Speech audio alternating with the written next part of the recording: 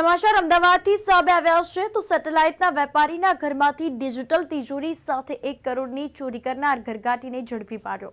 Ahmedabad crime બ્રાન્ચે સેટેલાઇટમાં વેપારીના ઘરમાં ચોરી કરનાર રાજા ઉર્ફે મોન્ટુ ચૌધરીની 1 કરોડની ઘરફોડ ચોરીના ગુનામાં ધરપકડ કરી છે।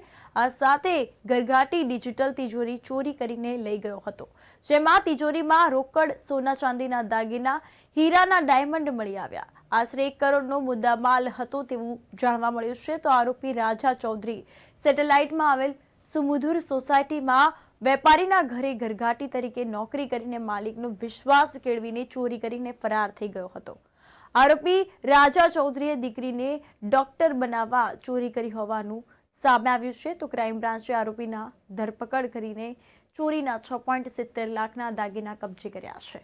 પોલીસ વેરિફિકેશનમાં ખોટું આધાર કાર્ડ આપ્યું અને પકડાયેલ આરોપી રાજા ચૌધરી પોતાની પુત્રીને ડોક્ટર બનાવવા માટે ચોર બન્યો હતો તેવું સામે આવ્યું છે।